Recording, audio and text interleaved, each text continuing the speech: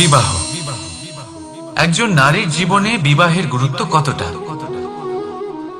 আসুন আমরা কথা বলি রুক্মিণীকে নিয়ে। একজন নারী যিনি পবিত্র মানসিকতা নিয়ে কাউকে ভালোবেসেছেন, তাকে বিয়ে করতে চেয়েছেন।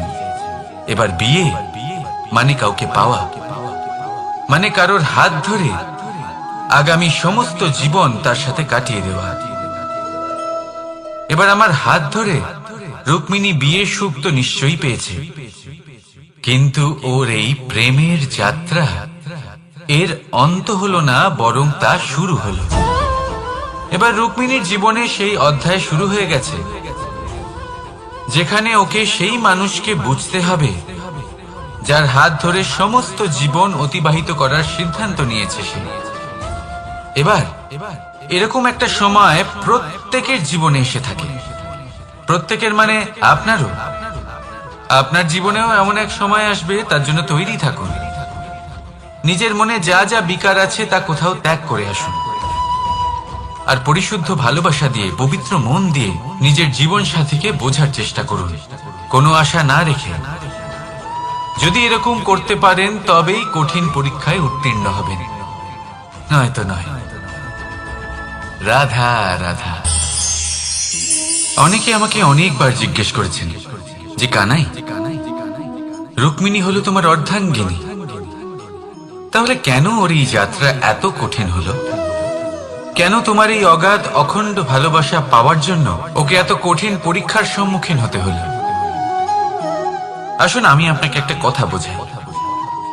অগাধ অখণ্ড ভালোবাসার এই পথ, তা তো কঠিনই হবে। এবার এরকমই এক যাত্রা করতে হয়েছে রুক্মিণীকে, পরিশুদ্ধ ভালোবাসা বুঝতে পারার যাত্রা।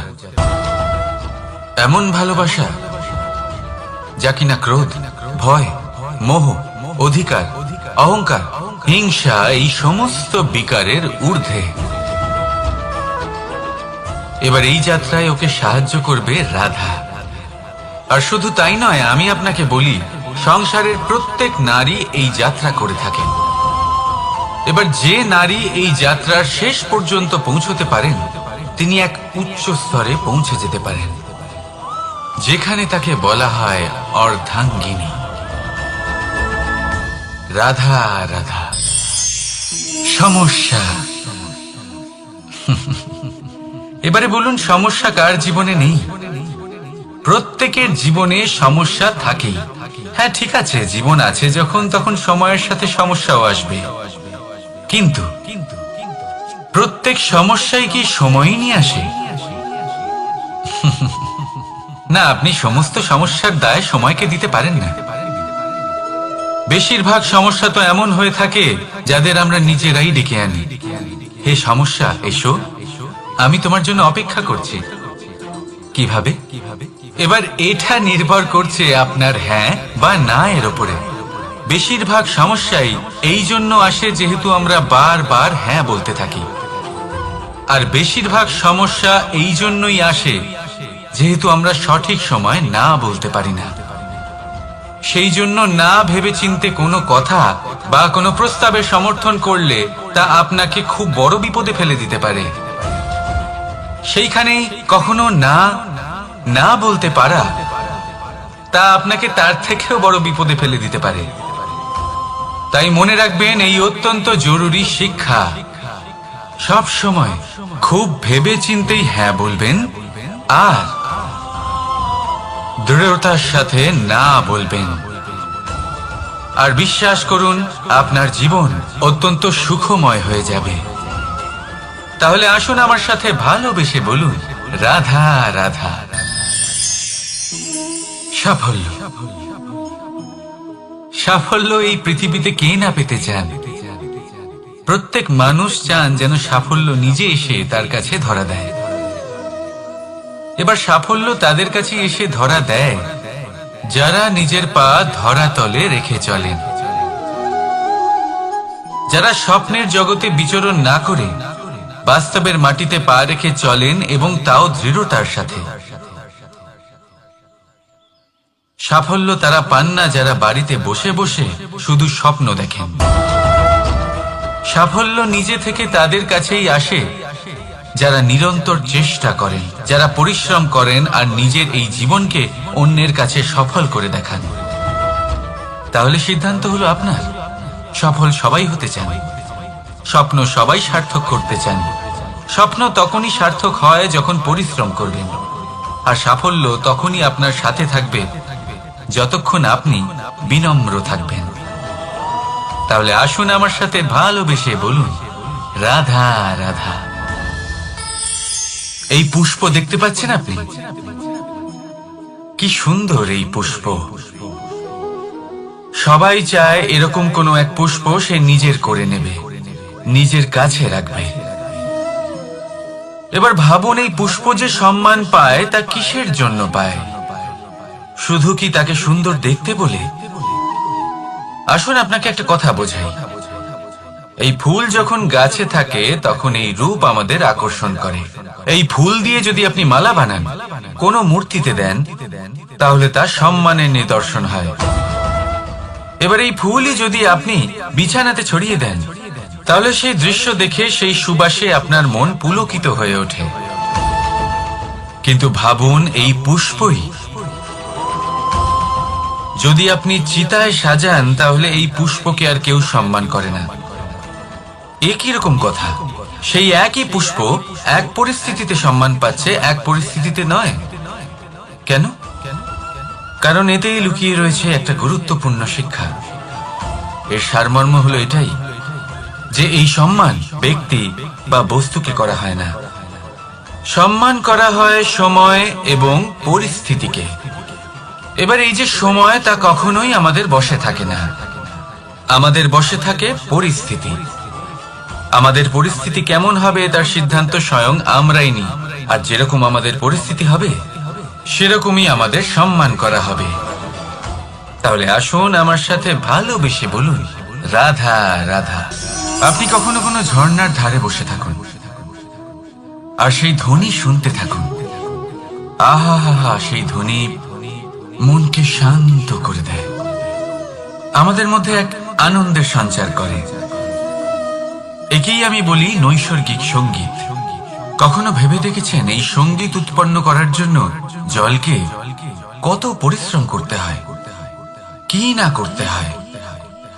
ভেবে দেখুন, সেই জল কোথা কোথা থেকে পড়েছে, কত কত পাথরের সাথে ধাক্কা খেয়েছে, কত তীক্ষ্ণ পাথরের সাথে সম্মুখীন হয়েছে, তাকে কিভাবে পার করেছে, নিজের শরীরের সাথে লেগে থাকা সেই পাথরের সাথে কিভাবে সংঘর্ষ করেছে, কিভাবে সামনে এগিয়েছে। ভাবুন, এই সব কিছু হওয়ার পরেই সেই সঙ্গীত উৎপন্ন হয়েছে। এই ঝর্ণার এই মধুর সঙ্গীত কখনো আপনার কান পর্যন্ত পৌঁছতই না যদি সেই জলের বিরোধিতা করার জন্য সেই পাথর না থাকত। এর সারমর্ম কি হতে পারে?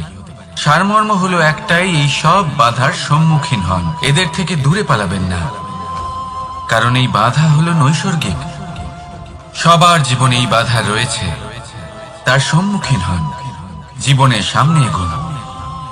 আর আপনিও নিজের ভেতর থেকে সৃষ্টি করুন এই নৈসর্গিক সঙ্গীত, আর এই সংসারে ছড়িয়ে দিন শান্তি আর প্রসন্নতা। রাধা রাধা। সংসারে নিয়তি অনেক কিছু নির্ধারণ করে, যেমন প্রত্যেকটি জিনিসের সীমারেখা। শরীরের মধ্যে থাকা জল, তার মাত্রাও এই নিয়তি নির্ধারিত করে রেখেছে। কি করে? দেখুন, যদি সঠিক সময়ে আপনি পরিশ্রম করে নিজের ঘাম না ঝরান, তাহলে কিছু সময় পরে আপনার চোখের জল অবশ্যই ঝরবে। কারণ সবকিছু যদি ভাগ্যের জোরে পেয়ে যাওয়া যায়, তাকে কর্মের দ্বারা সামলে রাখতে হয়। যদি পরিশ্রম করতে থাকেন, তাহলে যা পেয়েছেন তা সামলে রাখতে পারবেন, আর যা যা আপনি পেতে চান তা অবশ্যই পাবেন। কিন্তু যদি পরিশ্রমের থেকে দূরে থাকেন, তাহলে যা পেয়েছেন তা তো হারিয়ে ফেলবেনই, আর যা পেতে চান তার তো কোনো প্রশ্নই ওঠে না, আর বয়ে যাবে শুধুমাত্র অশ্রু। এবার সিদ্ধান্ত আপনার। কি ঝরাতে চাইবেন আপনি? ঘাম নাকি অশ্রু? রাধা রাধা। এই জীবনে মানুষ শুধু তিনটি জিনিসের পেছনে ছোটে: ছায়া অর্থাৎ সঙ্গী সম্মান, কায়া অর্থাৎ সুন্দর বলিষ্ঠ শরীর, আর তৃতীয় হল মায়া অর্থাৎ ঐশ্বর্য। এবার অবাক করার মতো বিষয় হলো, সময় এলে পরে এই তিনটি বস্তুই সবার আগে আপনাকে ত্যাগ করে। অন্ধকারে ছায়া আপনাকে ত্যাগ করে, বার্ধক্যে কায়া আপনাকে ত্যাগ করে, আর অন্তিম সময়ে মায়াও আপনাকে ত্যাগ করে। এগুলো কিছুই কাজে আসে না যার পেছনে আপনি সারা জীবন দৌড়েই যাচ্ছিলেন। যদি কিছু কাজে লাগে তা হলো আপনার প্রেমপূর্ণ ব্যবহার যা আপনি সংসারকে দিয়েছেন। এ হলো সেই প্রেম যা অন্ধকারে প্রদীপ হয়ে আপনাকে আলো দেবে। এ হলো সেই প্রেম যা বার্ধক্যে হাত রূপে আপনাকে শক্তি দেবে, সহায়তা করবে। আর যখন আপনার কাছে অর্থ থাকবে না, তখন এই প্রেমই আপনাকে সামর্থ্য যোগাবে। জীবনে যদি কিছু উপার্জন করতে চান তাহলে শুধু প্রেম উপার্জন করুন। যদি আপনিও আমার মতো দূরের কথা ভাবতে চান তাহলে শুধুমাত্র প্রেম উপার্জন করুন। আর এখন এই প্রেম ভাব নিয়েই বলুন, রাধা রাধা। কখনো প্রদীপ জ্বালাতে গিয়ে আপনার হাত পুড়ে গেছে? একবার মনে করে দেখুন সেই অনুভূতি। এক্ষুনি মনের মধ্যে যন্ত্রণার এক অনুভূতি বয়ে যাবে। কখনো হাঁটতে হাঁটতে পায়ে কাঁটা ফুটে গেছে? মনে করুন, এক্ষুনি মনের মধ্যে যন্ত্রণার এক অনুভূতি বয়ে যাবে। এরকম কেন হয়ে থাকে? কষ্ট তো শুধু তখন হয়েছিল, কিন্তু যদি আজ মনে করেন তাহলে সেই যন্ত্রণা আপনার মনে মাথায় থেকেই যায়। এরকম কেন হয়ে থাকে যে জীবনে যখনই আমরা যন্ত্রণার অনুভব করি তারপর আমরা সেই যন্ত্রণা নিজের সাথে বহন করে নিয়ে চলি? কারণ হলো একটাই, চিন্তা। কোনো যন্ত্রণাই এতটা কষ্ট আমাদের দেয় না যতটা কষ্ট এই চিন্তা দেয়। তাহলে এই চিন্তা ত্যাগ করুন আর ভাবুন যে কিভাবে নিজেকে সব সময় আনন্দে রাখা যায়। আর অতীতকাল এবং ভবিষ্যতের চিন্তা ছেড়ে দিন, এই বিষয়ে ভাবাই ছেড়ে দিন। শুধুমাত্র এটা ভেবে নিন যে আজ আমায় নিজেকে আনন্দে রাখতে হবে, যে করেই হোক। এটা করা শুরু করে দিন।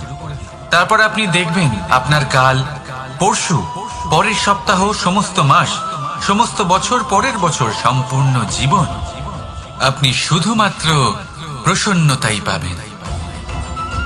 এবার আসুন এই প্রসন্নতার সাথেই বলুন, রাধা রাধা।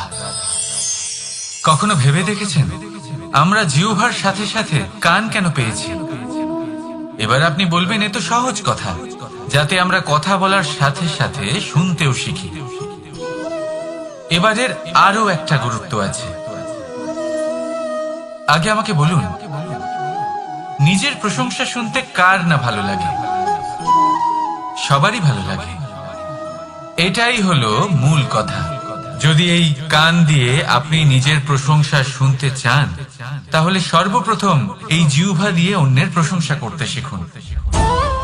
এবার প্রশংসার বিষয়ে একটা অত্যন্ত গুরুত্বপূর্ণ কথা আপনাদের বলব।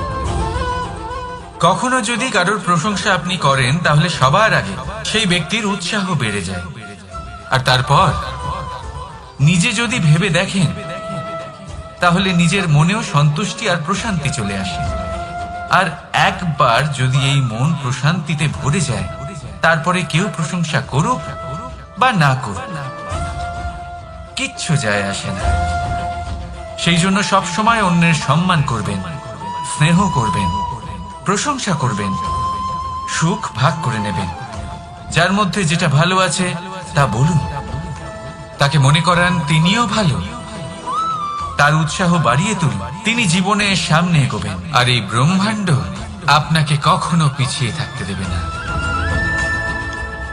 রাধা রাধা। সত্য এবং অসত্য দুটোর মধ্যে পার্থক্য কি আছে?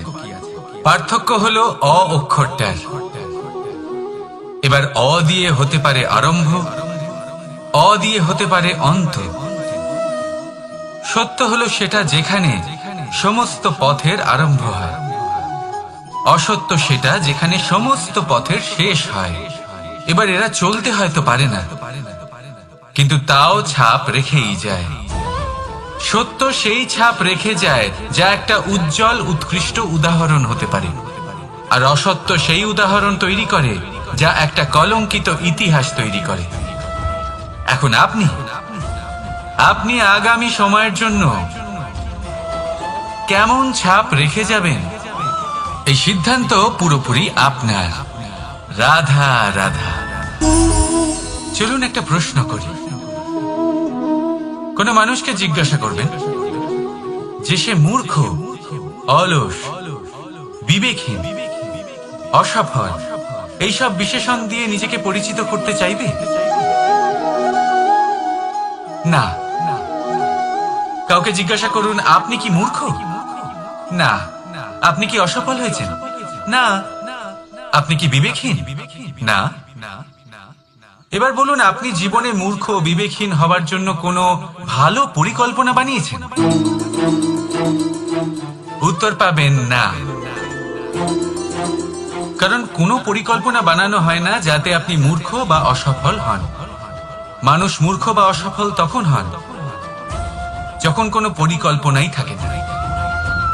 দেখুন, একটাই ছোট জীবন, তাকে স্থির করুন যাতে অনেক বেশি সংখ্যক মানুষকে আপনি জুড়ে রাখতে পারেন, অনেক বেশি শান্তি পেতে পারেন, অধিকতর সাফল্য লাভ করতে পারেন, বেশিরভাগ মানুষের পথপ্রদর্শক হয়ে তাদের মঙ্গল করতে পারেন।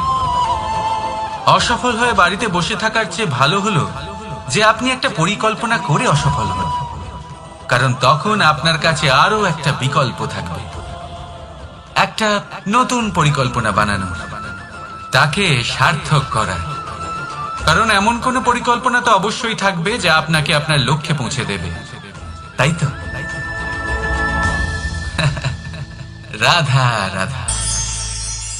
সূর্য কারোর জন্য হলেন শক্তিদাতা ঈশ্বর, আবার কোনো প্যাঁচার জন্য হলো চোখ বন্ধ করে দেওয়ার মতো তীব্র আলো। নদী কারোর জন্য হলো তৃষ্ণা মেটানোর স্রোত, আবার কারোর জন্য বন্যা রূপী বিনাশকারী আশঙ্কা। সাগর কারোর জন্য হলো নোনা জলের ভান্ডার, আবার কারোর জন্য অগুন্তি প্রাণী জগতের সম্ভার। প্রশ্ন হলো প্রত্যেক ব্যক্তির জন্য প্রত্যেক অনুভূতি বা বস্তুর সারমর্ম আলাদা কেন হয়ে থাকে? যা কারোর জন্য হলো বিষ তা অন্য কারোর জন্য অমৃত কেন? যা কারোর জন্য অমৃত তা অন্যের জন্য বিষ কেন? উত্তর বড়ই সোজা। আমরা বস্তু বা অনুভূতিগুলিকে সেভাবে দেখি না যেরকম তা হয়ে থাকে। আমরা বস্তু বা অনুভূতিকে সেভাবে দেখি যেরকম আমরা হয়ে থাকি। এবার এর উপায় কি হতে পারে? নিজেকে পরিশুদ্ধ করুন, সব কিছুই শুদ্ধ হবে। রাধা রাধা। প্রেম, ঘৃণা, এই দুই হলো একই শব্দ। কিভাবে? দেখুন না, দুটোতেই আড়াই অক্ষর রয়েছে। দুটোই হলো সেই অনুভূতি যা আমাদের মনের সাথে জড়িত, আর এই দুই অনুভূতির সাথেই জড়িত মানুষ আমাদের জন্য গুরুত্বপূর্ণ। পার্থক্য শুধু এটাই যে প্রেম পায় সম্মান আর ঘৃণাকে করা হয় অবজ্ঞা। এরকম কেন? কারণ প্রেম হলো সেই অনুভূতি যেখানে মানুষ সবকিছু দিয়ে দিতে চায়, সবকিছু লুটিয়ে দিতে চায়। সেখানে ঘৃণা হলো এমন অনুভূতি যেখানে মানুষ সবকিছু কেড়ে নিতে চায়, সবকিছু জিতে নিতে চায়।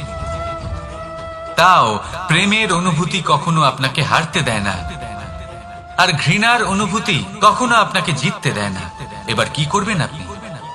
একটাই জীবন, ঘৃণার সাথে বাঁচবেন নাকি প্রেমের সাথে? আমি তো প্রেমকেই চয়ন করব। রাধা রাধা।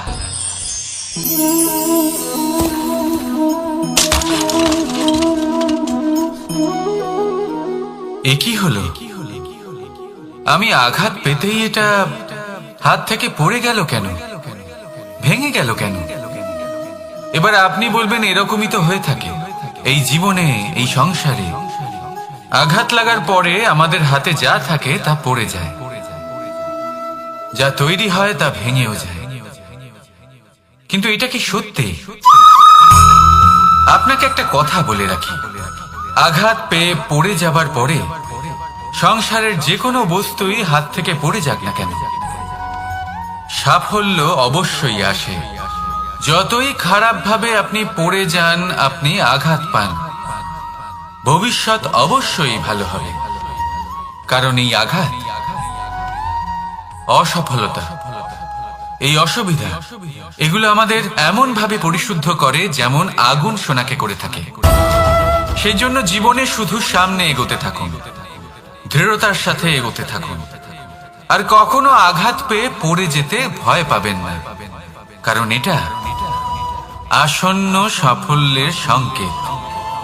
আর সাফল্য তখনই আসবে যখন আপনি পড়ে যাবেন, যখন আপনি আবার উঠে দাঁড়াবেন এবং আপনি আবার জীবনের সামনে এগোতে থাকবেন। রাধা রাধা।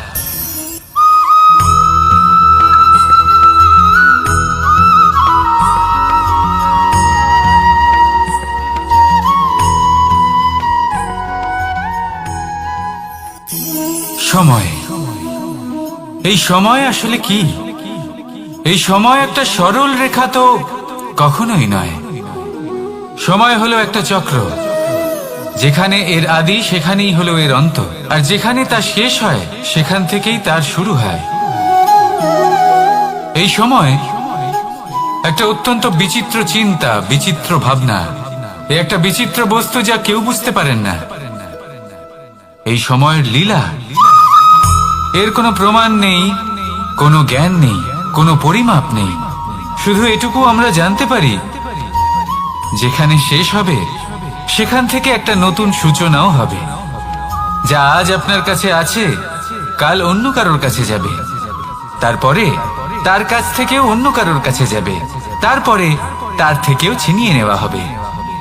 এই নিয়তির একজনের কাছ থেকে অন্যজনের কাছে আদান প্রদানের এই সময় হলো আপনার সময়। এই সময়ের সদ্ব্যবহার করুন, এই সময়কে বাঁচুন। আপনাকে শুধু এটাই সুনিশ্চিত করতে হবে যে আপনি কোন পক্ষে আছেন। আর সত্যি বলতে কি, আপনার জীবনের পরিণাম নির্ভর করে আপনার নির্বাচনের ওপর। আপনি কোন পক্ষ নির্বাচন করছেন। তাহলে মনে রাখবেন, জীবনে সেই পক্ষই নির্বাচন করবেন যা চয়ন করার পরে আপনি সুখ অনুভব করবেন, আপনি সন্তোষ লাভ করবেন, প্রসন্নতা লাভ করবেন। আর আমি এটাই সুনিশ্চিত করব যে এই পক্ষ যেন শান্তির পক্ষ হয়, এই পক্ষই যেন প্রেমের পক্ষ হয়। তাহলে চিন্তা করবেন না, আর আসুন আমার সাথে ভালোবেসে বলুন রাধা রাধা। দৃষ্টি আর দৃষ্টিভঙ্গি, এই সমগ্র লীলা হলো এই দুইয়ের।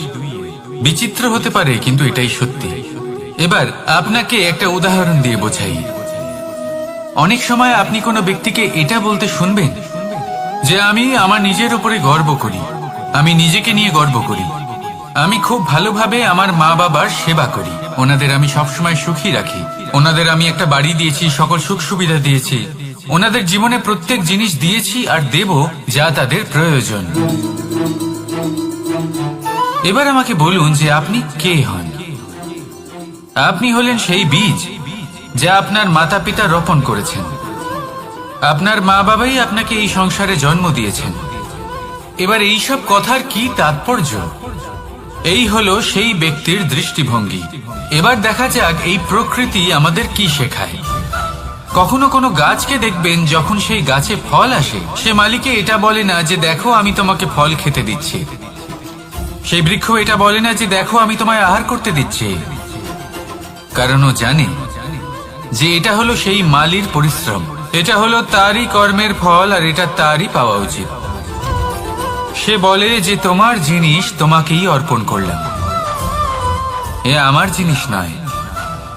ও জানে সেই মালির গুরুত্ব আসলে কি। এটা হলো তার দৃষ্টিভঙ্গি। সেই জন্য আপনি জীবনে কোন ব্যক্তির মধ্যে, কোন পশু পাখির মধ্যে, কোন প্রাণীর মধ্যে, কোন পরিস্থিতিতে, কোন আবেগের মুহূর্তে কি দেখতে পাচ্ছেন, সেটা আপনার দৃষ্টিভঙ্গির উপরে নির্ভর করছে। তাই নিজের মনে ধনাত্মক ভাব জাগ্রত করুন, শুভ চিন্তা নিয়ে আসুন। এই ভাবনাই সত্য হয়ে সামনে আসবে। এই দৃষ্টিভঙ্গি এমন হয়ে যাবে যে আপনার জীবনে সবকিছুই শুভ হবে। তাহলে আসুন আর আমার সাথে ভালোবেসে বলুন, রাধা রাধা। প্রতিশোধ অথবা কাউকে দুঃখ দেওয়ার ভাবনা, যদি এটা আপনার মনে থাকে তাহলে আপনি নিজের মনেই যন্ত্রণার একটা বিশাল বৃক্ষ রোপণ করছেন, এটা মনে রাখবেন। কারণ কাউকে দুঃখ দেবার এই ভাবনা, এটা হলো সেই বীজ যা আপনার মনেই পতিত হবে, আপনার মনেই অঙ্কুরিত হবে, আর আপনার মনেই একটা বিশাল বৃক্ষরূপে বেড়ে উঠবে। জীবন আপনার, কর্ম আপনার, কাউকে দুঃখ দেবার ভাবনা আপনার ছিল, এই বৃক্ষ হলো আপনার, তাই এর ফলও আপনিই পাবেন, যা গ্রহণও আপনাকেই করতে হবে। মনে রাখবেন, যে মানুষ এটা ভাবে যে আমি ওকে দুঃখ দেব, ওকে কষ্ট দিতে চাই আমি, সেই মানুষই দুঃখ আর কষ্ট পেয়ে থাকে। যদি সেই জায়গায় আপনি এটা ভাবেন যে আমি কাউকে সুখী করে তুলতে চাই, কাউকে সুখ প্রদান করতে চাই, তাহলে তারও বীজ আপনার মনেই রোপণ হবে, বৃক্ষে পরিণত হবে, যার ফলও আপনিই পাবেন। এখানে বিষয়টা হলো শুধু মানসিকতার চিন্তা, যা সত্য হয়ে আপনার সামনে আসে। তাহলে এই মানসিকতা শুভ করুন, সবার জন্য মঙ্গল কামনা করুন। অন্যের মনে আপনার জন্য ভালো চিন্তা থাকুক বা না থাকুক, আপনি সবার জন্য শুভ চিন্তা করে কর্ম করতে থাকুন, তাহলে আপনার সাথেও ভালোই হবে। তাহলে আসুন আর আমার সাথে ভালোবেসে বলুন, রাধা রাধা। সুখ আর অভিজ্ঞতা, এই দুই জীবনে একসাথে কখনোই আসে না। মনে রাখবেন, যেখানে সুখ থাকে সেখানে অভিজ্ঞতা থাকে না। আর যখন এই সুখ আমাদের জীবন থেকে দূরে চলে যায়, তখন আমাদের জীবনে আসে এই অভিজ্ঞতা। পরমাত্মা, প্রকৃতি, নিয়তি এই অভিজ্ঞতাকে আমাদের জীবনে পাঠান, যাতে আমরা একটা অত্যন্ত গুরুত্বপূর্ণ শিক্ষা, একটা জ্ঞান প্রাপ্ত করতে পারি। এই অভিজ্ঞতা আমাদের শেখায় যে অতীতে এমন কি হয়েছিল যা আমাদের করা উচিত হয়নি। আমাদের শেখায় ভবিষ্যতে এমন কি আছে যা আমাদের করা উচিত আর কি করা উচিত নয়। দেখতে গেলে এই অভিজ্ঞতা আমাদের সেই শিক্ষা দেয় যার জন্য আমরা সুখের দিকে উচিতভাবে অগ্রসর হতে পারি। সেই জন্য জীবনে যখনই দুঃখ আসবে, দুঃখের এই সময় আসবে, তখন হতাশ হবেন না। বোঝার চেষ্টা করুন এই পরিস্থিতি কেন এসেছে, কি শিক্ষা দিতে এসেছে। যদি আপনি সেই জ্ঞান লাভ করেন, সুখের পথে অগ্রসর হন, তাও উচিত রূপে, তাহলে এই অভিজ্ঞতার উদ্দেশ্য পূরণ হয়ে যায়। তাহলে আসুন আর আমার সাথে ভালোবেসে বলুন, রাধা রাধা। জীবনে শিখরে পৌঁছানোর জন্য মানুষের কি প্রয়োজন হয়ে থাকে? সিঁড়ির। কিন্তু তাও প্রত্যেক মানুষ, প্রত্যেক ব্যক্তি শিখরে পৌঁছতে পারেন না। এর কারণ কি? কারণ একটা হতে পারে যে মানুষ কল্পনা করতে থাকেন কিন্তু সিঁড়ি খুঁজে পান না। কিছু মানুষ খুঁজে নেন কিন্তু তা পেয়ে এতটাই প্রসন্ন হয়ে যান যে তারপর আর কোনো কর্মই করেন না। খুব সোজা ব্যাপার। অনেক মানুষ সিঁড়ি খুঁজে পান না, আর যদি পেয়েও যান তাও যতক্ষণ না তাতে চড়ছেন সেই শিখরে পৌঁছবেন কি করে? যতক্ষণ না আপনি পরিশ্রম করছেন, যতক্ষণ না সেই সিঁড়িতে আপনি চড়ছেন, যতক্ষণ না ক্লান্ত হচ্ছেন, আপনার পায়ে হাঁটুতে ব্যথা না হচ্ছে, ততক্ষণ এই শিখরে পৌঁছানোর সৌভাগ্য লাভ করতে পারবেন না। তাহলে কল্পনার সাথে কর্ম করুন, পরিকল্পনার সাথে পরিশ্রম করুন, সব কিছু পাবেন। আসুন আমার সাথে ভালোবেসে বলুন, রাধা রাধা। সমস্যা, কঠিন সময়, সংকট, বিপদ কার জীবনে নেই? প্রত্যেকের জীবনে আছে। কিন্তু আমাকে একটা কথা বলুন, যদি নৌকায় ঢেউকে ভয় পেতে শুরু করে, তাহলে সাগর পার করবে কে?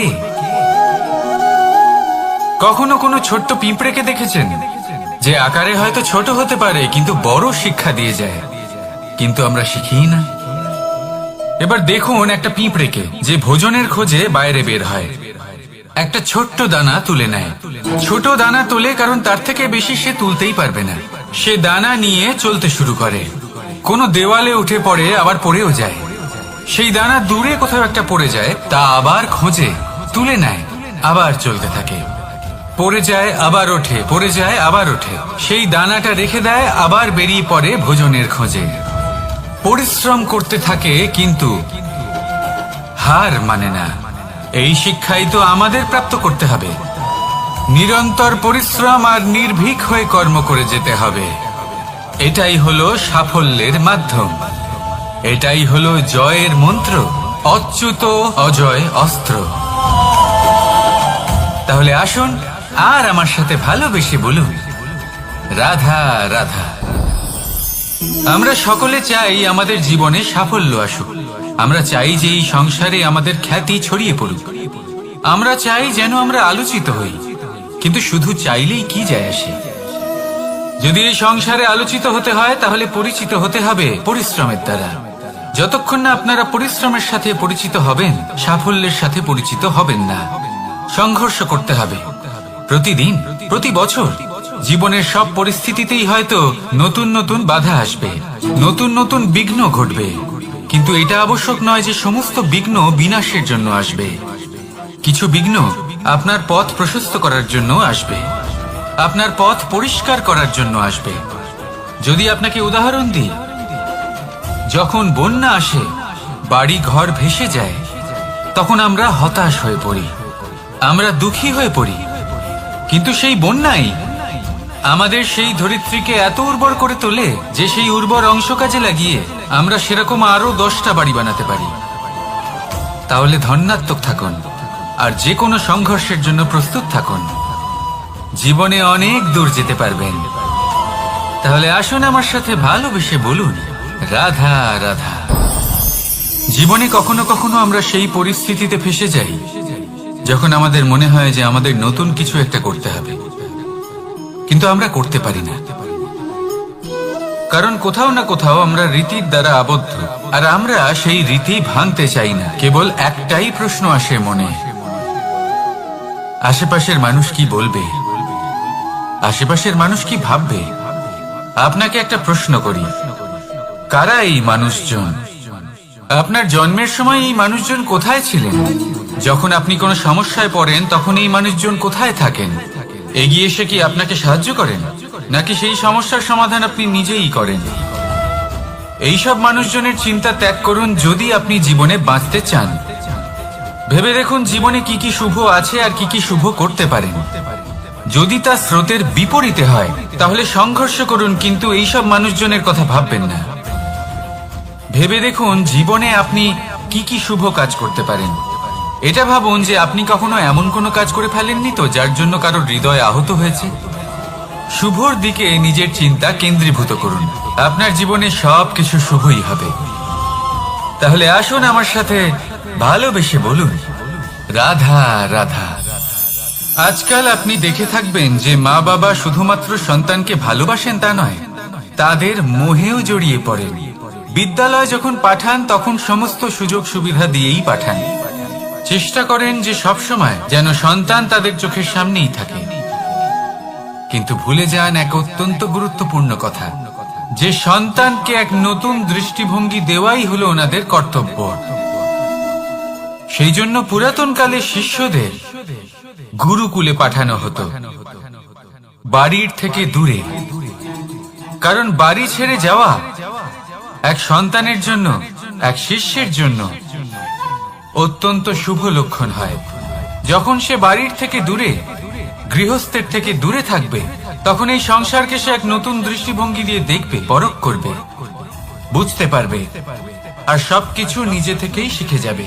শিখে যাবে কখন আক্রমণ করতে হয়, কখন পিছু হটতে হয়, কিভাবে এই সংসারের সম্মুখীন হতে হয়। আর এটা আপনার দৃষ্টি ওকে শেখাতে পারবে না, ওর অভিজ্ঞতা ওকে শেখাতে পারবে। তাই মনে রাখবেন, যদি আপনি চান যে আপনার সন্তানের বিকাশ হোক, তাহলে অনেক সময় ওকে নিজের থেকে দূরে নিয়ে যেতে হয়। যদি মোহে আবদ্ধ থাকেন তাহলে ওর বিকাশ কখনোই হবে না। তাহলে আসুন আমার সাথে ভালোবেসে বলুন, রাধা রাধা। কখনো কখনো মানুষ মনে করেন যে সে নিজেই সব থেকে বেশি শক্তিশালী, তিনি হলেন জ্ঞানী। দেখুন, এটা ভালো ব্যাপার যে আপনার মধ্যে শক্তি আছে, জ্ঞান আছে, আর এটা শুধু আপনার জন্য নয়, এই সমস্ত সমাজের জন্য, দেশের জন্য, সমগ্র পৃথিবীর জন্য অত্যন্ত আবশ্যক। কিন্তু এই কথাটাও বোঝা অত্যন্ত আবশ্যক যে এই জ্ঞান যেন কখনো অহংকার না হয়ে ওঠে। যখন মানুষের মধ্যে জ্ঞান থাকে তখন সে রাম হয়ে ওঠে। রাম, যিনি সমুদ্রের বুকে সেতু বানিয়েছিলেন, বানর সেনার দ্বারা রাক্ষস রাজকে পরাজিত করেছিলেন, আর চিরকালের জন্য সবার কাছে আদর্শ হয়ে উঠেছিলেন। আর যদি মানুষের মনে অহংকার জন্মায় তাহলে সে রাবণ হয়ে ওঠে। দেশে বিদেশে যতই খ্যাতি থাকুক না কেন, সে রাক্ষস হয়ে ওঠে, নিজের সাথে সাথে সমস্ত কুলের বিনাশ করে বসে। এবার জ্ঞান নাকি অহংকার, আপনার কি চাই সেই সিদ্ধান্ত আপনার, আর আপনার এই সিদ্ধান্তই নিশ্চিত করবে যে আপনার কর্ম কি হবে, আর আপনার এই কর্মই নিশ্চিত করে দেবে আপনার প্রারব্ধ কি হবে। তাহলে শুভ কর্ম করুন আর আমার সাথে ভালোবেসে বলুন, রাধা রাধা। কোনো বাগানের কোনো বৃক্ষকে দেখেছেন যেখানে সুগন্ধি ফুল থাকে, রসালো ফল থাকে, তখন মন প্রফুল্ল হয়ে ওঠে, মন থেকে সেই বৃক্ষের প্রতি ভালোবাসা জন্মায়। কিন্তু যিনি বাগানের মালিক, শুধুমাত্র তিনিই জানেন যে কিভাবে এই বৃক্ষকে আগলে রাখতে হয়, কিভাবে তার পরিচর্যা করলে এতে সুন্দর সুগন্ধি ফুল হবে, রসালো ফল হবে। কখনো কখনো প্রয়োজনের থেকে বেশি রোদ পেলে এই বৃক্ষগুলি শুকিয়ে যায়, প্রয়োজনের থেকে কম রোদ পেলেও এই বৃক্ষ কিন্তু শুকিয়ে যায়। প্রয়োজনের থেকে কম জল যদি পায় এই বৃক্ষ শুকিয়ে যেতে পারে, প্রয়োজনের থেকে অতিরিক্ত জল যদি পায় তখনও এই বৃক্ষের শিকড়গুলি নষ্ট হয়ে যেতে পারে। এবার এটাই কিন্তু আমাদের সংসারের সাথেও হয়। আমাদের সংসারের সকল প্রতিভাশালী ব্যক্তি, যেমন লেখক, বিচারক, প্রবক্তা, যোদ্ধা, এদের সবার ক্ষেত্রে এই কথাটাই প্রযোজ্য। যদি বেশি প্রশংসা করা হয় তাহলেও এরা হারিয়ে যাবেন, প্রয়োজনের থেকে বেশি যদি নিন্দা করা হয় তখনও তারা নত হয়ে পড়বেন।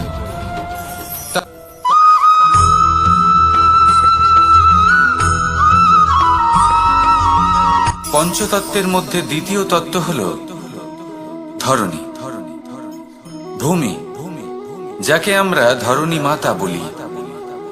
এই ধরণী ধৈর্য ধারণ করে, আর এর ওপরেই আমাদের সমগ্র সংসার নির্ভরশীল। কারণ এই ভূমি সহ্য ক্ষমতা রাখে, এর সহ্য ক্ষমতা হলো অপরিসীম। সন্তান যতই আঘাত প্রদান করুক না কেন, প্রেম পূর্বক সহ্য করে, আর তার বদলে অমূল্য রত্ন প্রদান করে। সন্তান যদি হাল চালায় তাহলে তার বদলে তাকে অন্ন প্রদান করে। এটাই হলো ধরণী। এবার এর থেকে আমরা কি শিক্ষা পেতে পারি? এটাই যে কারোর জন্য কিছু করা বা কাউকে কিছু দেওয়া মনে কোনো কামনা ছাড়াই। আর এই কথাটা বুঝে যান, যদি কারোর জন্য কামনা না রেখে বা কোনো পাওয়ার আশা না রেখে কারোর জন্য কিছু করেন বা কারোকে কিছু দেন, যদি এটা আপনি শিখতে পারেন তবে আপনি ভালোবাসতে শিখে গেছেন। আর সেই জন্যই এই ধরিত্রীকে মাতা বলা হয়। কারণ মাতা শুধু উনি নন যিনি গর্ভে সন্তানকে ধারণ করেন, মাতা তো উনিও যিনি জীবন বাঁচতে শেখান, যিনি জীবন বাঁচার উদাহরণ প্রদান করেন। তাহলে ধরণীর থেকে এই নিঃস্বার্থ ভাব শিখুন, নিঃস্বার্থ ভালোবাসা শিখুন, আর এই ভালোবাসার সাথেই বলুন, রাধা রাধা।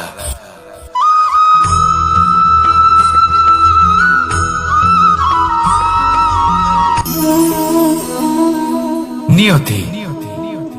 রাধা আমাকে বলে, কৃষ্ণ, যদি তুমি জানো যে নিয়তিতে কি আছে তাহলে তাকে বদলে দাও না কেন? মহাদেব আমাকে বলেন যে শ্রীকৃষ্ণ, যদি আপনি এটা জানেন যে সাম্বের নিয়তি এটাই, তাহলে আপনি তাকে বদলানোর চেষ্টা কেন করেন? কেন? কারণ আমি একজন পিতা, আর পিতার কর্তব্য এটাই, তিনি যেন সম্ভাব্য সব চেষ্টা করেন নিজের সন্তানের মঙ্গলের জন্য। নিয়তি আমি জানি, কিন্তু এটাও আমি জানি যে কর্মের থেকে বড় আর কোনো নিয়তি হতে পারে না।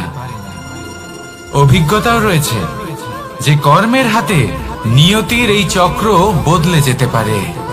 তাই জীবনে যদি আপনার কখনো এমন মনে হয় যে এটা তো অসম্ভব, তখনও চেষ্টা করা কখনোই ছাড়বেন না।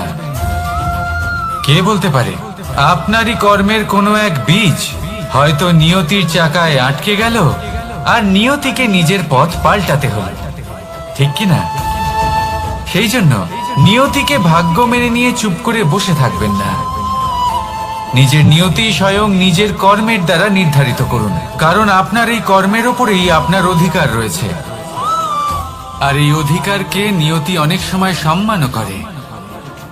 তাহলে আসুন আর আমার সাথে ভালোবেসে বলুন, রাধা রাধা।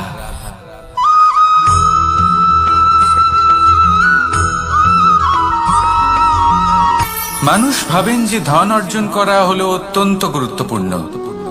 তিনি আজীবন ধন অর্জন করতে থাকেন, ধন অর্জন করার চেষ্টা করতে থাকেন। সে যাই হয়ে যাক না কেন, পরিশ্রম করতে থাকেন। স্বাস্থ্যের দিকে নজর দেন না, না উচিত সময় খাবার খান, না উচিত সময় ঘুমোতে যান, না পর্যাপ্ত সময় পর্যন্ত ঘুমন, কিছুই না। ধন অর্জন করতেই থাকেন, করতেই থাকেন। আর কিছু সময় পরে যখন তিনি অসংখ্য ধন লাভ করে ফেলেন, তখন তার সাথে ওনার শরীরে অনেক রোগ বাসা বাঁধে। এইসব রোগের উপচার করতে করতে সেই সমস্ত ধন যা উনি অর্জন করেছেন তা তিনি ব্যয় করে ফেলেন। শেষ পর্যন্ত কি হয়?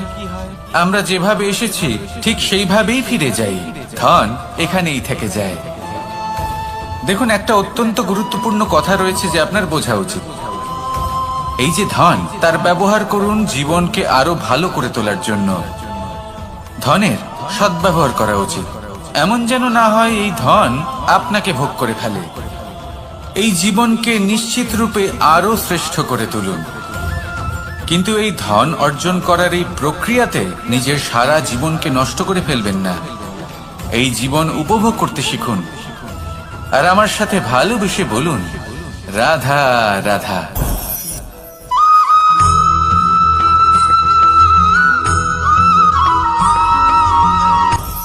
আপনি কখনো পর্বতের শিখরে উঠেছেন? আপনি দেখতে পাবেন পর্বতের পদতলে প্রচুর সুন্দর ফুল রয়েছে, সবুজ বনানী রয়েছে। যত আপনি ওপরে উঠতে থাকবেন তত ফুল কমতে থাকবে, সবুজ বনানী কমতে থাকবে। আরো কিছুটা ওপরে উঠলে কাঁটা জাতীয় গাছ দেখতে পাবেন, শুকনো গাছ দেখতে পাবেন। আরো যদি ওপরে ওঠেন তাহলে পাষাণ দেখতে পাবেন। আরো ওপরে উঠলে হিমখণ্ড দেখতে পাবেন। এই যে পর্বত, তা মনুষ্য জীবনের সব থেকে উত্তম উদাহরণ।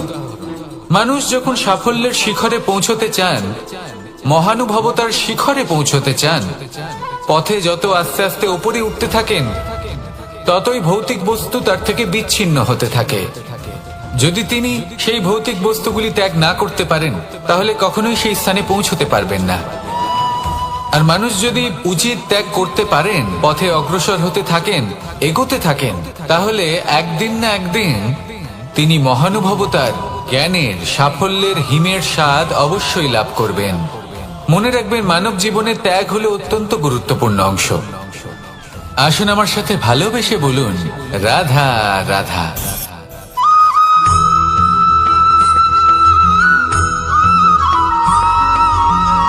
কেউ বলে জীবন খুব ক্ষণস্থায়ী, কেউ বলে জীবন হলো একটা সুন্দর স্বপ্নের মতো, আবার কেউ বলবে জীবন হলো এক কঠোর সত্য। কিন্তু জীবন আসলে কি? জীবন হলো আপনারই প্রতিবিম্ব, একটা দর্পণ।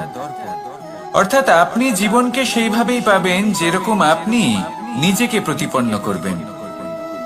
যদি আপনি দর্পণের দিকে তাকিয়ে হাসেন, তাহলে আপনি সামনে হাসি মুখী দেখতে পাবেন। এবার যদি আপনি গম্ভীর হয়ে থাকেন, তাহলে আপনি একজন রুষ্ট ব্যক্তি দেখতে পাবেন। শেষে সবথেকে বেশি গুরুত্বপূর্ণ হলো আপনার চেষ্টা। আপনাকে সবসময় চেষ্টা করতে হবে যাতে আপনি নিজেকে প্রসন্ন এবং ইতিবাচক মনোভাবে রাখেন। এটা হলো আপনারই উত্তরদায়িত্ব, তাকে পালন করুন। এই মনকে প্রসন্ন রাখুন, এই সংসারকে সুন্দর বলে মনে হবে। আর এই মন প্রসন্ন হয়ে বলবে, রাধা রাধা।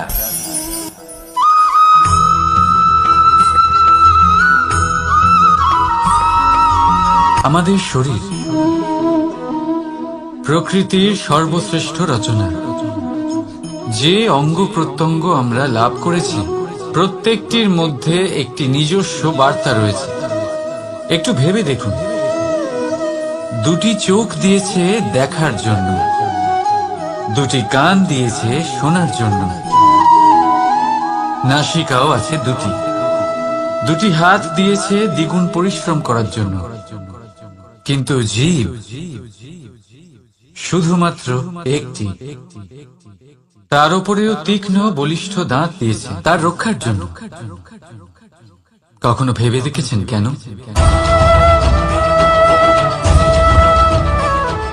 কারণ শব্দ আর শব্দের প্রয়োগ মানুষের সবচেয়ে বড় অস্ত্র, যার প্রয়োগ যত ভেবে চিন্তে করা যায়, মানুষ তার জীবনে ততটাই উপরে উঠতে পারে। তাহলে মনে রাখুন, দেখুন, শুনুন আর বুঝুন বেশি, বলুন কম। রাধা রাধা।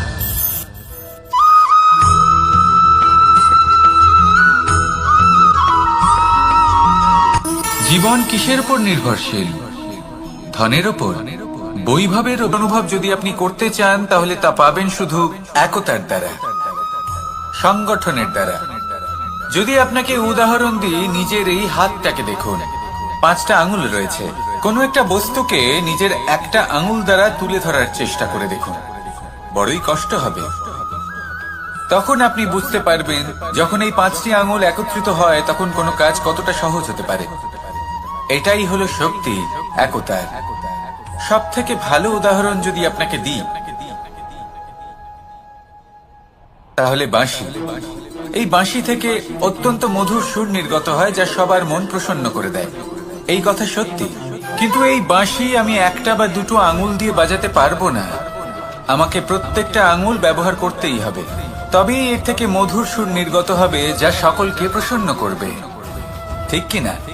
ঠিক এইভাবেই যদি আপনি চান যে আপনার জীবনরূপী বাঁশি থেকেও মধুর সুর নির্গত হোক বা সবার মনকে প্রসন্ন করে তুলুক, তাহলে আপনাকেও জীবনে একতা নিয়ে আসতেই হবে। আপনি একাও কর্ম করতে পারেন, পথ চলতেও পারেন, সামনেও এগোতে পারেন, সাফল্যও লাভ করতে পারেন। কিন্তু যখন সকলে একসাথে এগোবেন, সেই পথে চলবেন, সেই কর্মই করবেন, তখন লক্ষ্যে অবশ্যই পৌঁছবেন, সাফল্য অবশ্যই লাভ করবেন। কিন্তু সেই সাফল্য এবং তার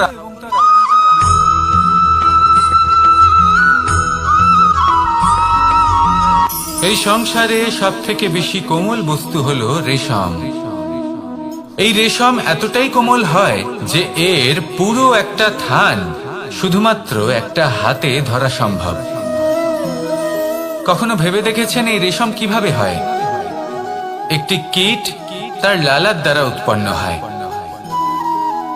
এই কীট সেই রেশমকে পাক দিতে থাকে, পাক দিতেই থাকে, আর আস্তে আস্তে তার মধ্যেই জড়িয়ে পড়ে। শেষে ওর এই সুন্দর অমূল্য সৃষ্টি রেশমের এই সুতো, তার নির্মাণ কার্য পূর্ণ হয়। কিন্তু তাতেই ও নিজে বন্দী হয়ে যায়। নিজেরই মায়াজালের এই বন্দী গৃহে নিজেই ফেঁসে যায়। এবার এই সুতোকে ব্যবহারযোগ্য করে তোলার জন্য এই কীটগুলিকে এই কবচের সাথেই ফুটন্ত জলে ফেলে দেওয়া হয়। এই সংসারে যদি আমাদের স্বপ্ন এই সংসারের দুঃখ হরণ করার জন্য, এই সংসারে সুখ বিতরণ করার জন্য হয়, তবেই আমাদের প্রগতি সম্ভব। যদি আমাদের এই স্বপ্ন শুধুই আমাদের এবং আমাদের স্বার্থ সিদ্ধির জন্য হয়, তাহলে এই স্বপ্ন আমাদের অন্ধ করে দেবে, আমাদের অন্ধকারের পথে নিয়ে যাবে, আর আমরাও সেই কীটের মতো হয়ে যাব। নিজেদেরই মায়াজালে আমরা নিজেই ফেঁসে যাব। আর শেষে আমরা যদি কিছু লাভ করি, তা হবে একাকিত্ব, অন্ধকারময় মৃত্যু। তাই স্বপ্ন অবশ্যই দেখুন, কিন্তু এমন ভাবে স্বপ্ন দেখবেন না যে তার এই বন্দিগৃহে আপনি নিজেই ফেঁসে গেলেন। স্বপ্ন দেখুন পরোপকারে।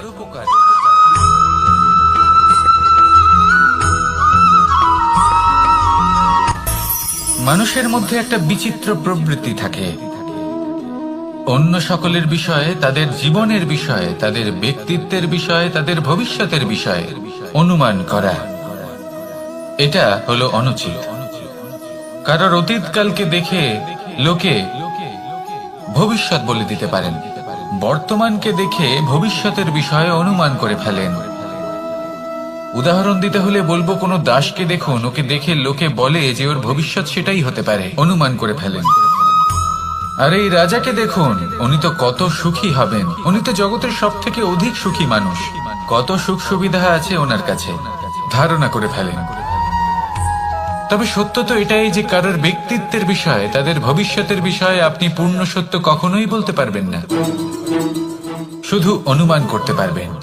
আর এই অনুমান করে সত্যি কোনো লাভ হয় না, কারণ এই কাল সেটা হলো অত্যন্ত শক্তিশালী। কালো থেকে কালোতর কয়লাকেও হিরেতে পরিণত করতে পারে, অনেক বড় বড় রাজাকেও বিদূষক বানিয়ে ফেলতে পারে এক মুহূর্তেই। তাহলে আপনি অনুমান করে কি লাভ? কি পেলেন অনুমান করে? সেই জন্য কারোর বিষয়ে কোনো অনুমান করবেন না, তার ভবিষ্যতের বিষয়ে অনুমান করতে যাবেন না, কারোর বিষয়ে কোনো ধারণা করে নেবেন না। কিছু করতে হলে ভালোবাসুন, সবার মধ্যে ভালোবাসা ছড়ান, সবার মধ্যে ধন্যাত্মক ভাব ছড়ান। এই মন প্রসন্ন হয়ে বলবে রাধা রাধা।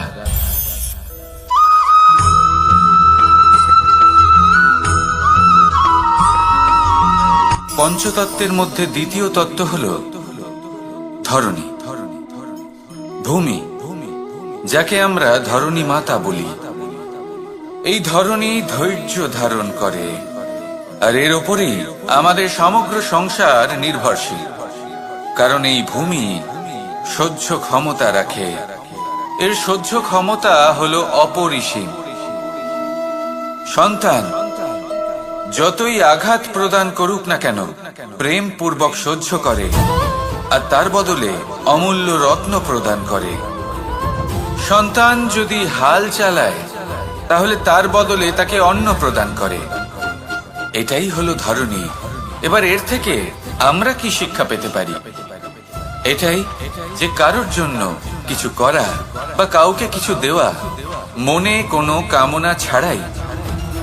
আর এই কথাটা বুঝে যান, যদি কারোর জন্য কামনা না রেখে বা কোনো পাওয়ার আশা না রেখে কারোর জন্য কিছু করেন বা কারোকে কিছু দেন, যদি এটা আপনি শিখতে পারেন, তবে আপনি ভালোবাসতে শিখে গেছেন। আর সেই জন্যই এই ধরিত্রীকে মাতা বলা হয়। কারণ মাতা শুধু উনি নন যিনি গর্ভে সন্তানকে ধারণ করেন, মাতা তো উনিও যিনি জীবন বাঁচতে শেখান, যিনি জীবন বাঁচার উদাহরণ প্রদান করেন। তাহলে ধরণীর থেকে এই নিঃস্বার্থ ভাব শিখুন, নিঃস্বার্থ ভালোবাসা শিখুন, আর এই ভালোবাসার সাথেই বলুন রাধা রাধা।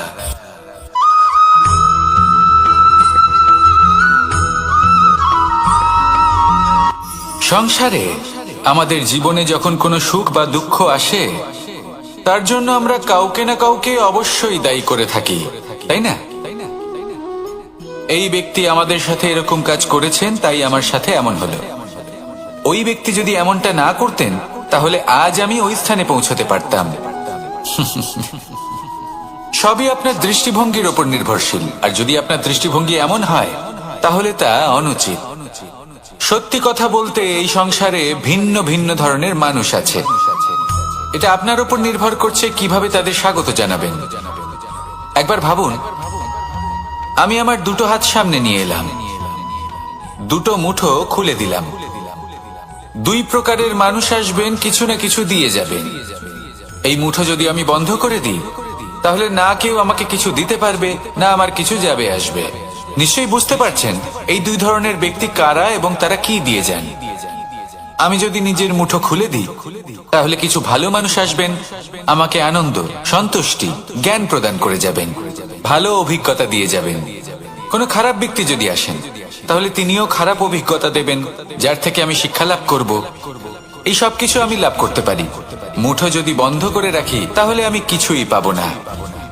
দেখুন, এই সংসারে প্রত্যেকের জীবন এইরকম। প্রত্যেকের জীবনে সবকিছুই আছে, ভালো খারাপ দুই মানুষই আছে। ভালো অভিজ্ঞতা আছে, খারাপ অভিজ্ঞতা আছে। নির্ভর করছে আপনার উপর যে আপনি কি করবেন। এনাদের স্বাগত কিভাবে জানাবেন, কার থেকে কি বুঝবেন, কি শিখতে পারবেন, আর কোন দৃষ্টিভঙ্গি নিয়ে অগ্রসর হবেন। এটাই নির্ধারণ করবে যে আপনার জীবন কেমন হবে। আসুন আমার সাথে ভালোবেসে বলুন, রাধা রাধা।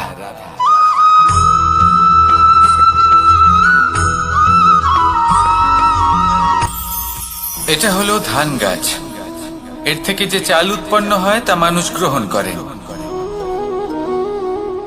আর এটা কি? এ হলো জংলি ঘাস। একবার ভেবে দেখুন, যদি এই জংলি ঘাস ধান গাছের আশেপাশে থাকে তাহলে কি হবে? ধান উৎপন্ন হতে পারবে? তা উৎকৃষ্ট হতে পারবে? আমরা কি তা গ্রহণ করতে পারবো? কখনোই নয়। এই জংলি ঘাস ধানকে নষ্ট করে দেবে, কিন্তু নিজে জীবিত থাকবে। এটাই হলো আজকের শিক্ষা। এই সংসারে যদি আপনি নীতির পথে চলতে চান, উচিত কর্ম করতে চান, সংসারকে সেবা করতে চান, তাহলে জংলি ঘাসের মতো ব্যক্তিদের থেকে সবসময় দূরে থাকতে হবে। সেই ব্যক্তি যারা দুর্নীতি এবং মিথ্যা দ্বারা পরিপূর্ণ, যাদের ব্যবহার অশুভ, যাদের অনেক অশুভ গুণ রয়েছে, তারা সঠিক নয়। সেই সকল ব্যক্তি যাদের চরিত্র অত্যন্ত দুষ্ট হয়, তারা হয় শুভ চরিত্রের ব্যক্তিকে একদম নষ্ট করে দেয়, নয় নিজের মতো বানিয়ে তোলে।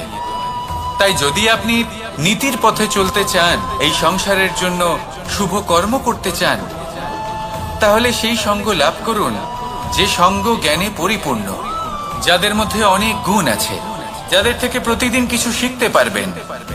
এমন ব্যক্তির সাথে জীবন অতিবাহিত করুন। দুরাচারীদের থেকে দূরে থাকুন।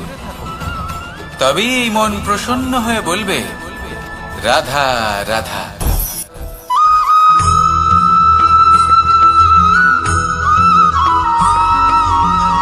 মানুষের মানসিকতা এমন হয় যে সে যতটা করে আশা করে যে তার থেকে অনেক বেশি তার বদলে সে পাবে। দেখুন, সবকিছুই আপনার ভাবনা চিন্তার উপর নির্ভর করছে। আপনি যদি ফলের বিষয়ে ভেবে কর্ম করতে থাকেন তাহলে সেটা অনুচিত। জীবনের আসল আনন্দ হলো নিজের কর্ম করতে থাকা, ফলের চিন্তা করা উচিত নয়। যদি আপনি এরকম ভাবেন যে আমি এতটা করছি, আমার এতটা পাওয়া উচিত, সেই ভাবনা অনুচিত। যদি আপনি সেবার মানসিকতা নিয়ে কর্ম করতে থাকেন, কর্মচক্রে প্রবাহিত হন, যদি আপনি এমন ভাবনা রাখেন যে আমি এতটা পাচ্ছি তাই এর থেকে অনেক বেশি আমি কর্ম করব, তাহলে নিশ্চিত রূপে আপনি যতটা করছেন তার থেকে অনেক বেশি আপনি পাবেন। আপনার আশার থেকে অনেক বেশি আপনি পাবেন। শুধু জীবনে অনেক বেশি কাজ করতে থাকুন, ফলের চিন্তা করবেন না। আর মনে রাখবেন, এই ভাবনাই সব থেকে বড় বীজ। কর্মের উপর বিশ্বাস রাখুন। জীবনে যা যা আপনি চান সবই সুখময় হবে। আসুন আর আমার সাথে ভালোবেসে বলুন, রাধা রাধা।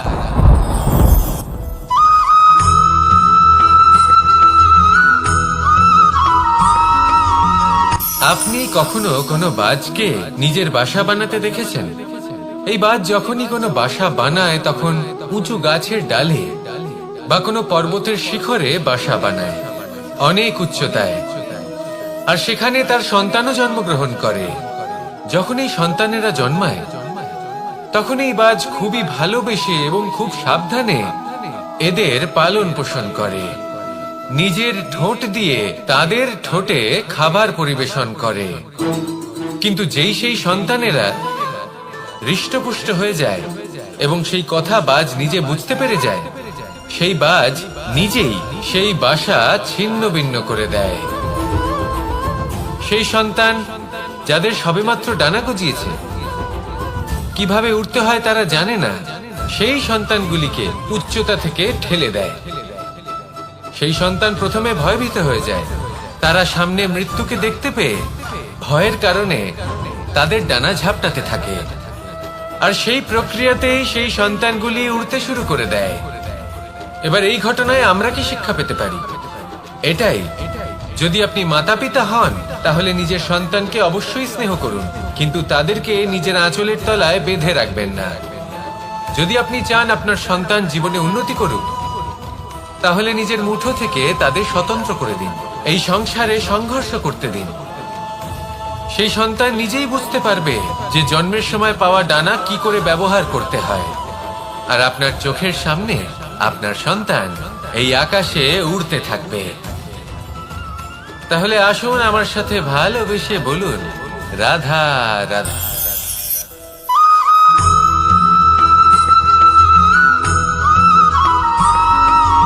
বসন্ত ঋতু, এই সময় মন আনন্দে ভরে থাকে। এমন মনে হয় যেন আমরা আকাশে বিচরণ করতে চলে যাই, কিন্তু সেটা তো সম্ভব নয়। সেই জন্য হয়তো আমরা ঘুড়ি ওড়াই, এই ঘুড়িকে নিজেদের প্রতিরূপ মনে করে। এবার অনেক মানুষ আছেন যারা ঘুড়ি ওড়ান, কিন্তু এই কর্মের সারমর্ম কি সেটা কজন বুঝতে পারেন? আপনি এটা মনে করুন যে আপনি হলেন সেই ঘুড়ি, আর এই সুতো যিনি ধরে রয়েছেন তিনি হলেন পরমাত্মা। আর এই সুতো যেখান থেকে শুরু হয় সেই লাটাই হলো আমাদের কর্মচক্র। এবার আপনি নিজেই অনুমান করুন যে এই উড়ান কার ওপর নির্ভরশীল? পরমাত্মার ওপর আর আপনার কর্মের ওপর। যদি পরমাত্মা আপনার হাত ধরে থাকেন, আপনার সাথে থাকেন, যদি আপনি শুভ কর্ম করতে থাকেন, আপনি এই আকাশে উড়তে থাকবেন। কিন্তু কোথাও কোথাও যদি পরমাত্মার সাথে এই বন্ধন ছিন্ন হয়, আপনার কর্মচক্র খারাপ হয়ে যায় বা থেমে যায়, তাহলে আপনার এই ঘুড়ি কেটে যাবে আর দূরে কোনো গাছের ডালে গিয়ে আটকে যাবে। তাই শুধুমাত্র ঘুড়ি ওড়াবেন না, তার থেকে শিখুন। পরমাত্মার সাহচর্যে থাকুন, সবসময় শুভ কর্ম করতে থাকুন, আর সবসময় এই আকাশে উড়তে থাকুন। আসুন আর আমার সাথে ভালোবেসে বলুন, রাধা।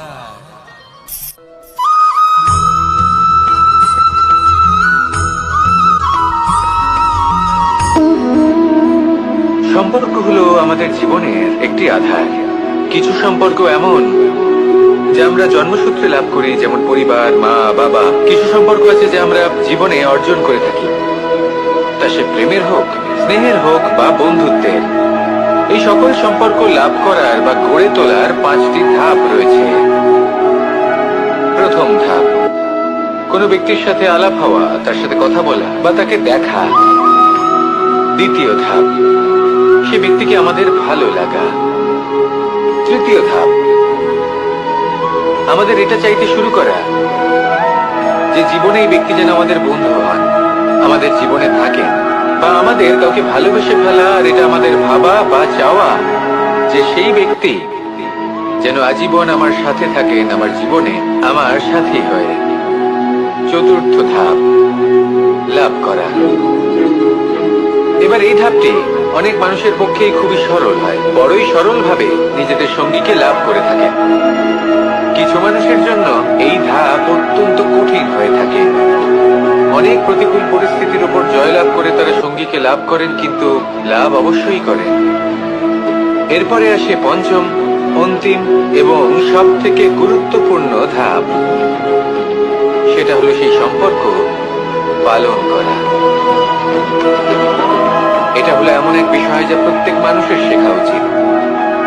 যদি ব্যক্তি নিজের জীবনে সম্পর্ক রক্ষা করতে শিখে যান, তবে প্রত্যেক সম্পর্ক তার জীবনকে স্বর্গ করে তুলবে। আসুন আর আমার সাথে ভালোবেসে বলুন, রাধা রাধা।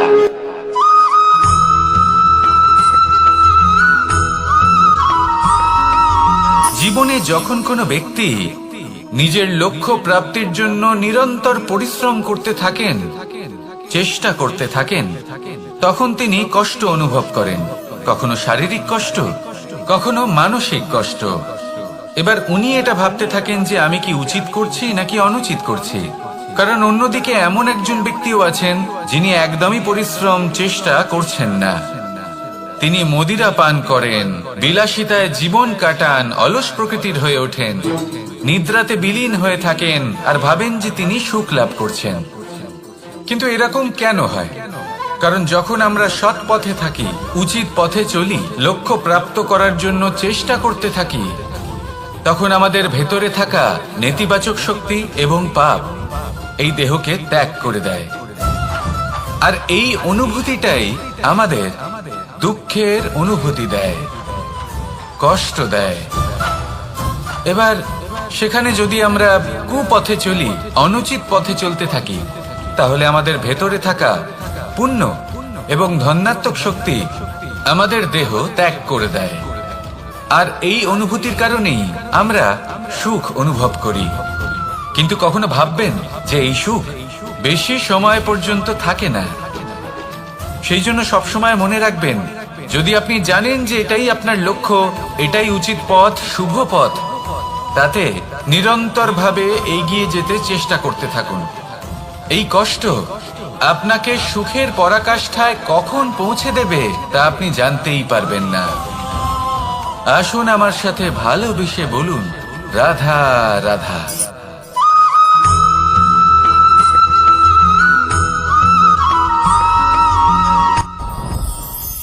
সাথী, সাথী এই শব্দটির ব্যাখ্যা কে কিভাবে করে? মিত্র, সখা, বন্ধু।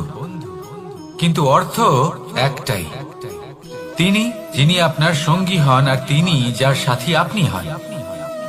এবার সব থেকে বড় প্রশ্ন হলো এটাই যে তিনি কে হতে পারেন যাকে আপনি আপনার সাথী বলে মেনে নিতে পারেন, নিজের সখা, নিজের মিত্র, নিজের বন্ধু মেনে নিতে পারেন।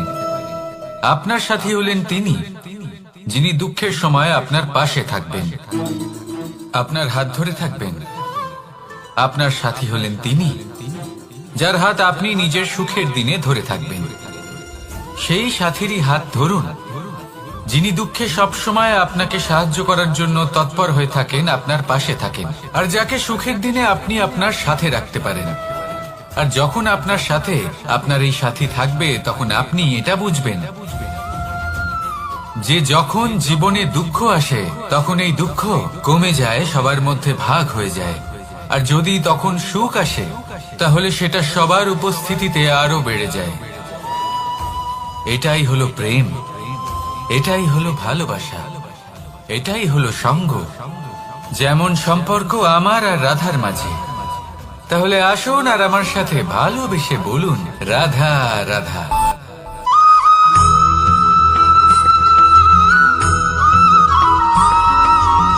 পঞ্চতত্ত্বের মধ্যে দ্বিতীয় তত্ত্ব হল ধরণী, ভূমি, যাকে আমরা ধরণী মাতা বলি। এই ধরণী ধৈর্য ধারণ করে, আর এর উপরেই আমাদের সমগ্র সংসার নির্ভরশীল। কারণ এই ভূমি সহ্য ক্ষমতা রাখে, এর সহ্য ক্ষমতা হলো অপরিসীম। সন্তান যতই আঘাত প্রদান করুক না কেন, প্রেম পূর্বক সহ্য করে, আর তার বদলে অমূল্য রত্ন প্রদান করে। সন্তান যদি হাল চালায়, তাহলে তার বদলে তাকে অন্ন প্রদান করে। এটাই হলো ধরণী। এবার এর থেকে আমরা কি শিক্ষা পেতে পারি? এটাই যে কারোর জন্য কিছু করা বা কাউকে কিছু দেওয়া মনে কোনো কামনা ছাড়াই।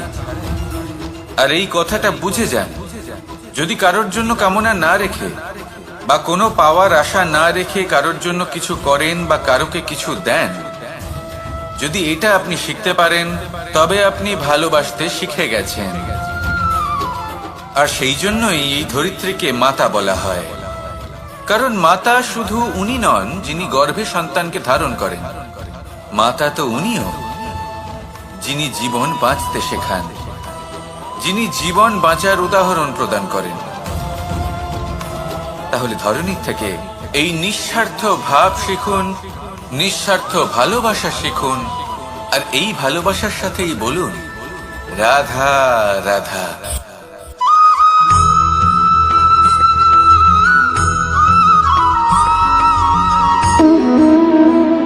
সম্পর্ক হলো আমাদের জীবনের একটি আধার। কিছু সম্পর্ক এমন যা আমরা জন্মসূত্রে লাভ করি, যেমন পরিবার, মা, বাবা। কিছু সম্পর্ক আছে যে আমরা জীবনে অর্জন করে থাকি, তা সে প্রেমের হোক, স্নেহের হোক বা বন্ধুত্বের। এই সকল সম্পর্ক লাভ করার বা গড়ে তোলার 5টি ধাপ রয়েছে। প্রথম ধাপ, কোনো ব্যক্তির সাথে আলাপ হওয়া, তার সাথে কথা বলা বা তাকে দেখা।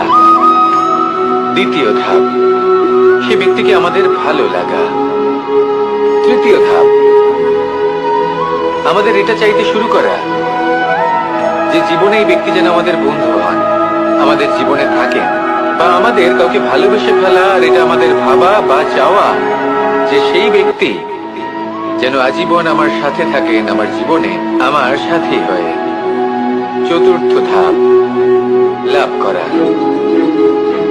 এবার এই ধাপটি অনেক মানুষের পক্ষেই খুবই সরল হয়, বড়ই সরল ভাবে নিজেদের সঙ্গীকে লাভ করে থাকেন। কিছু মানুষের জন্য এই ধাপ অত্যন্ত কঠিন হয়ে থাকে। অনেক প্রতিকূল পরিস্থিতির উপর জয়লাভ করে তারা সঙ্গীকে লাভ করেন, কিন্তু লাভ অবশ্যই করেন। এরপরে আসে পঞ্চম, অন্তিম এবং সব থেকে গুরুত্বপূর্ণ ধাপ। সেটা হলো সেই সম্পর্ক পালন করা। এটা হলো এমন এক বিষয় যা প্রত্যেক মানুষের শেখা উচিত। যদি ব্যক্তি নিজের জীবনে সম্পর্ক রক্ষা করতে শিখে যান, তবে প্রত্যেক সম্পর্ক তার জীবনকে স্বর্গ করে তুলবে। আসুন আর আমার সাথে ভালোবেসে বলুন, রাধা রাধা।